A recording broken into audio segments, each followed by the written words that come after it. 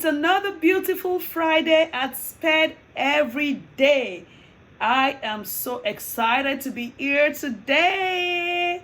To all my subscribers, thank you. To the new ones, thank you. And I hope you are already following my new Facebook page, Sped Every Day, because straight from there you can share with friends, families, and you can share with even neighbors, people you don't even know, just to reach out to them.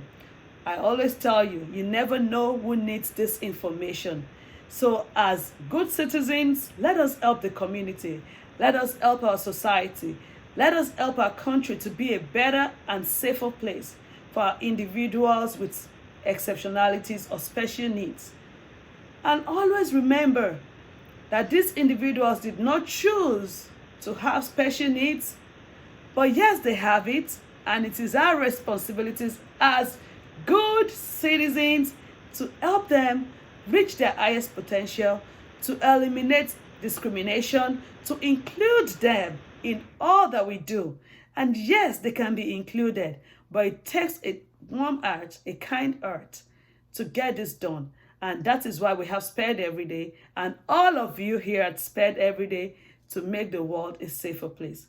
Thank you again for subscribing to my YouTube channel. Thanks for all your comments and suggestions, questions.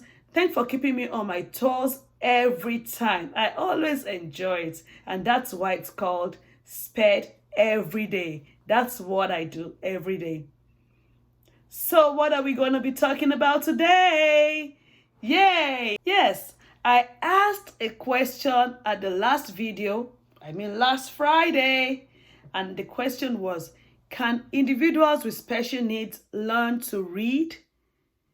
And what was your answer? Yes, no, yes, no, yes, no. At Sped Every Day, it's a yes. Individuals with special needs can learn to read. So how can we make them learn reading? Because we know reading is very important. That is how we move on in our daily lives. Wherever we go, we need to read. You need to be sure it's even safe. You go to the store, you need to be able to read. And if not, you need to be able to identify the signs. So today I'm going to start by telling you that depending on the level or the severity of the disabilities, reading to individuals with exceptionalities may not even be trying to read all the words, but being able to read signs as well. It could be the stop sign. It could be the bathroom sign. It could be any sign that would keep them in the right path to make them safe. Always know that our goal for our individuals with exceptionalities is safety and then inclusion. You know, just like all of us, we want to be safe all the time. And how are we safe when we cannot identify or we have someone to assist us or to lead us? So today, I'll be sharing with you tips on how we can help us individuals with special needs learn reading. First of all, who are we special educators? Special educators have an important role to play in the lives of individuals with exceptionalities. And one of those roles is to be able to create and modify instructions to be specially designed for these individuals. So reading to Mr. A may not be the same with Mr. B. Each of them has something to achieve. They have a goal. And with their goal, to be able to achieve the goal, we need to understand their present level. Where is Mr. A at now? Where is Mr. B? What does he need in reading? What does he need to read? Does he even recognize letters yet? Does he not need to learn how to sound out letters? So depending on what the goal is and where that individual is, as special educators, just like me and you out there that is trying to make the community a better place, we need to be able to start teaching right from the point that that individual is at. We cannot go ahead of them. We cannot force it on them. We need to start at that point. And even not at that point, maybe a little step back, so that we can reinforce the prerequisite skills or knowledge are already identified in these individuals, to build on those skills, to help their reading, to help better their reading. So, again, while I said that about educators, special educators, and all of us that are educators out there, parents also have the same role. And one of the important roles of parents is even advocating for the child. So when you hear a parent say, no, teacher not doing this or doing that, yeah, they're trying to advocate. So let us always know that parents may not be trained in this area of education, but as educators, as people that are aware, as my subscribers listening to me now, you can also educate parents and let them know where to start from on how to go about it. And for you parents listening to me, you can also educate the people in your child's life so that they can understand and know how to help your child, because the end goal is achieving that goal, and how to achieve it is being consistent in every environment of that child. So number one, how do we teach reading to individuals with special needs?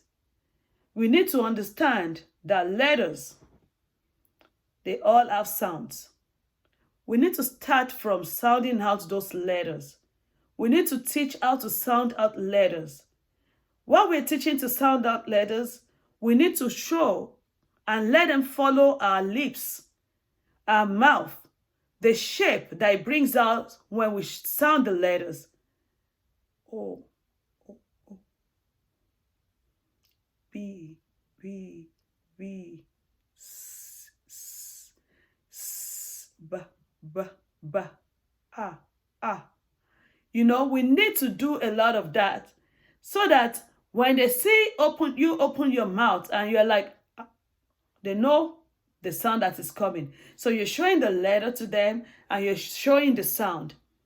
And one important thing is a lot of us would say, I don't even know how those sound. I'm not an educator.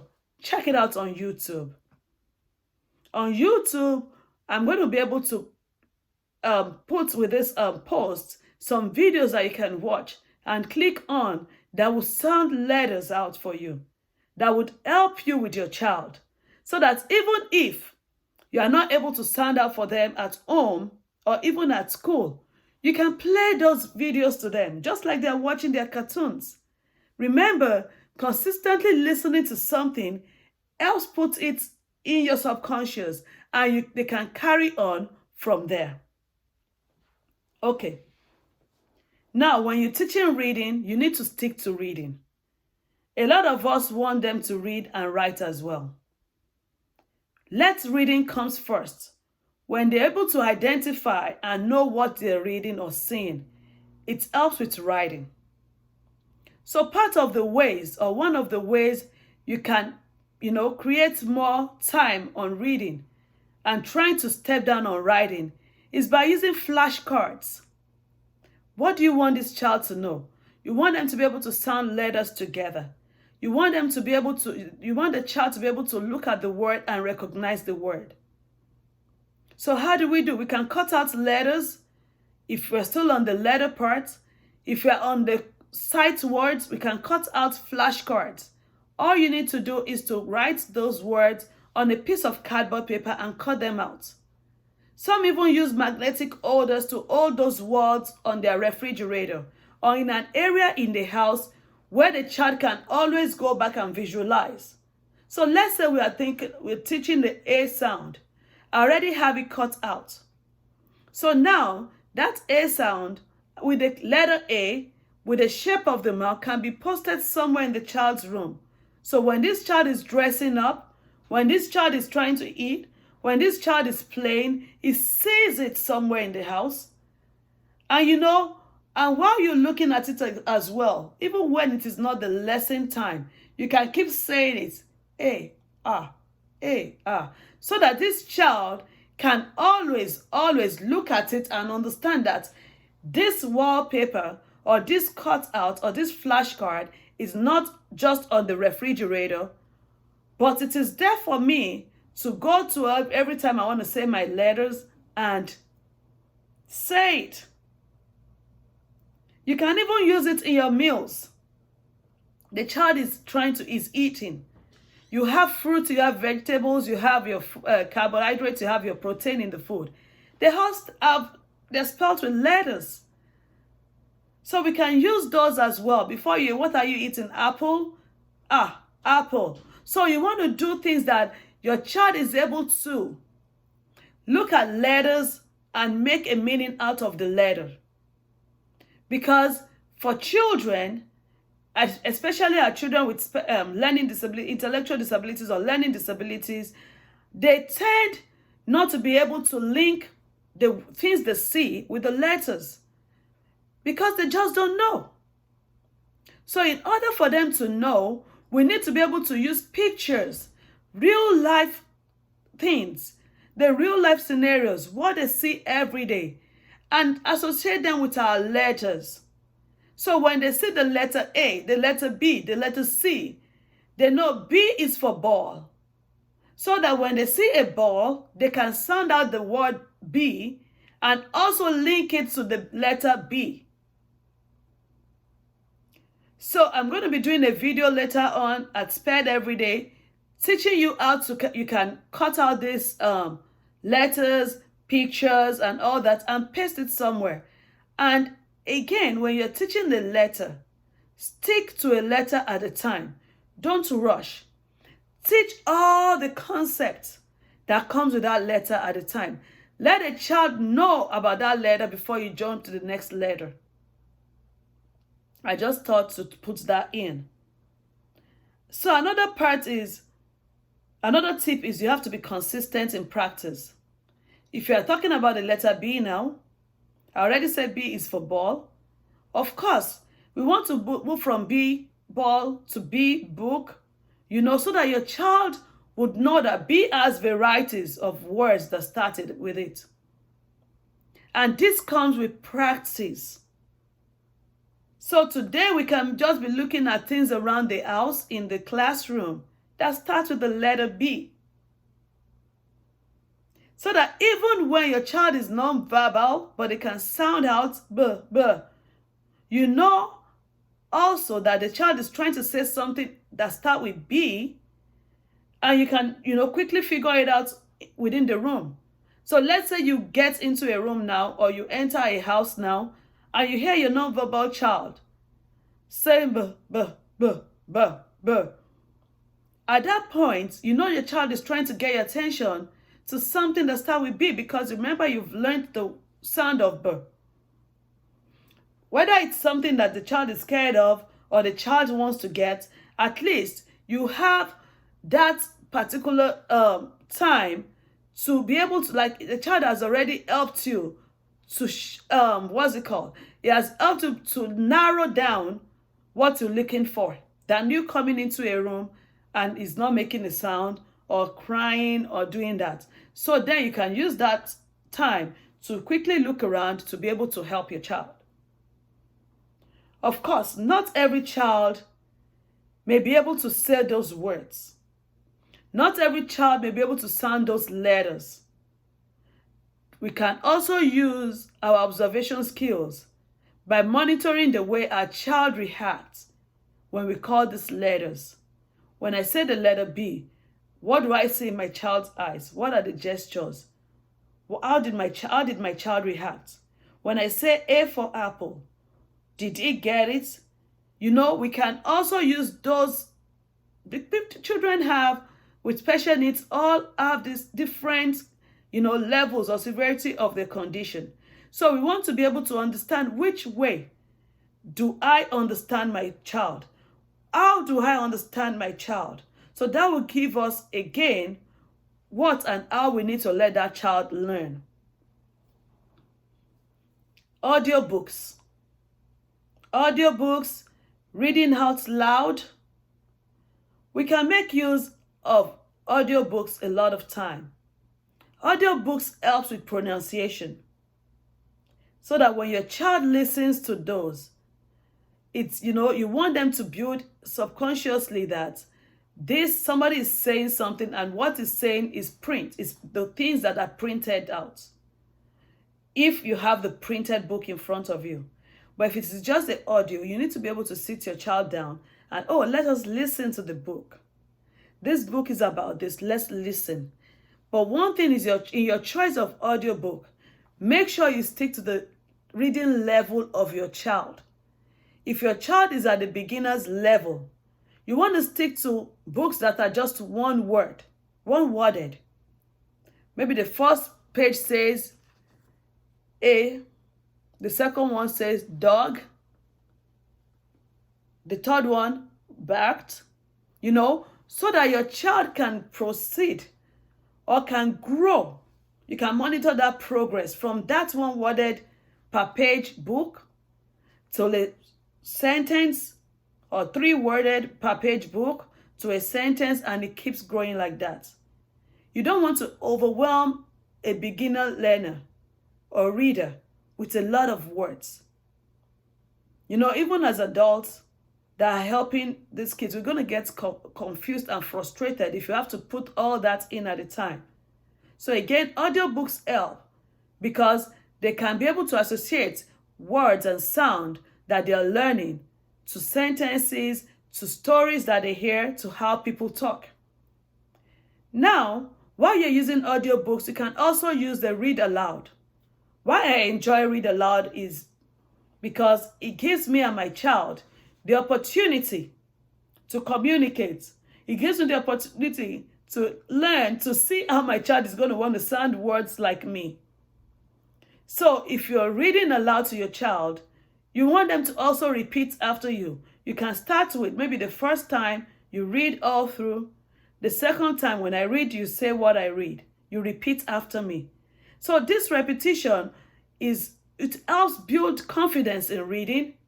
It helps the child to pay attention. So you're not just working on reading. You're also helping the cognitive skills and then the attention. You want your child to listen and to pay attention to your students, to what you're saying. So they're bringing all the attention down on the table to you to be able to focus. And that helps a lot with reading. Now, when we're reading, it is important that we point at the words.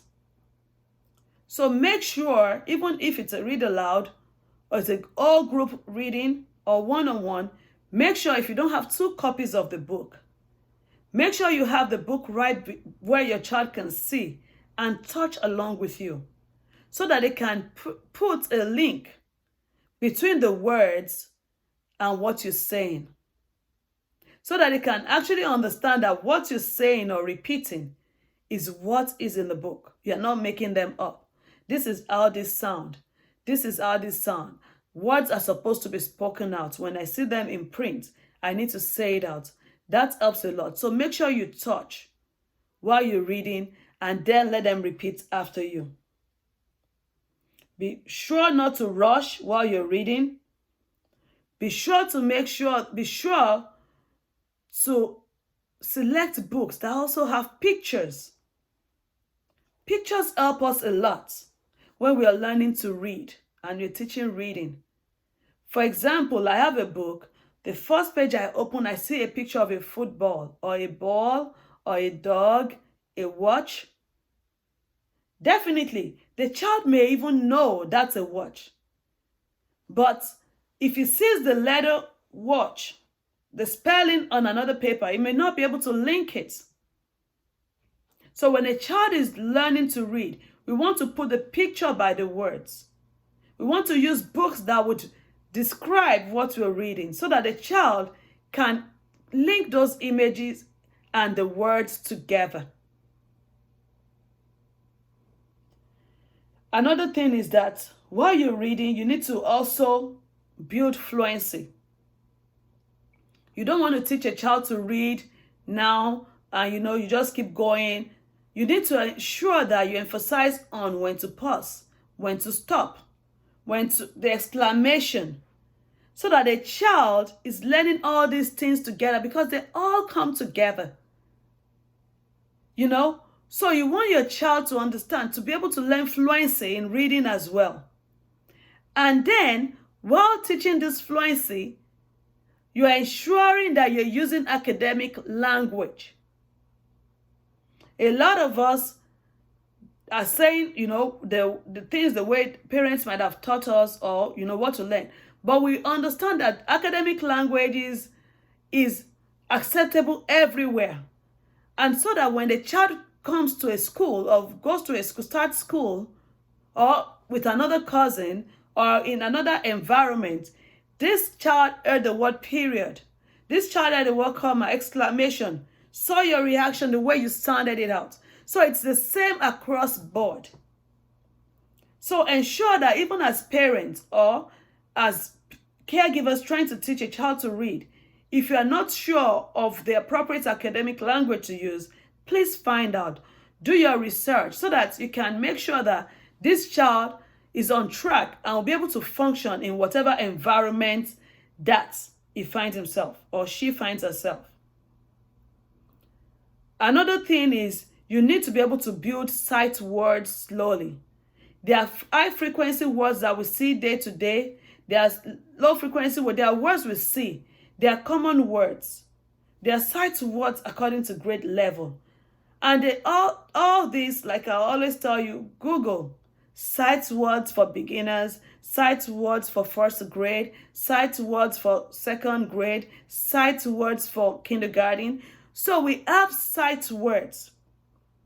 Now, because your child is in the 5th grade and is yet to learn to read, does not mean you can jump to the sight words for 5th grade. Please start from the beginning and build on that over time. So ensure you pick it up from the beginning, and so that when you're choosing words, when you're choosing books in the line of these sight words. So as that child is learning the sight words, is seen in books that is reading or you're reading to him or her, and then he can understand better and know better. Always use your books to connect text, the word recognition and pictures to your child, and let it cut across board. Finally, I want to say, when you're reading or teaching a child with special needs to read, always create awareness of segments of sounds in speech, and then let them understand how this link to words or to the letters. It is very important that we know how to read. Before I go today, I want to leave you with the fact that, again, not everyone will be able to read out loud.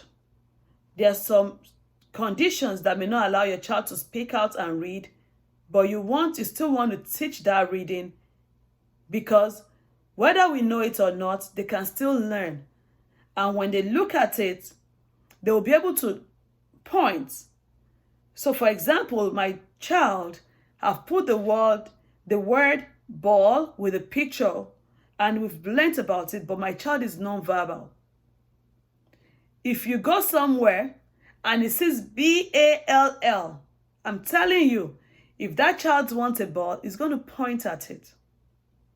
So you may think your hard work isn't showing now, so you see your child just do that, and you're like overwhelmed. And it is never too late or too early to start to learn to read. Remember early intervention, and the earlier you start, the better. If you delay it, your child's learning is going to be delayed. And reading comes with, all subject comes with reading. Everything a child needs to learn in life comes with reading, identifying words, knowing the alphabet. Even if you're going to be able to, recognize signs, crossing signs, stop signs, it still takes you to be able to understand that these things mean something. And that is where reading comes in.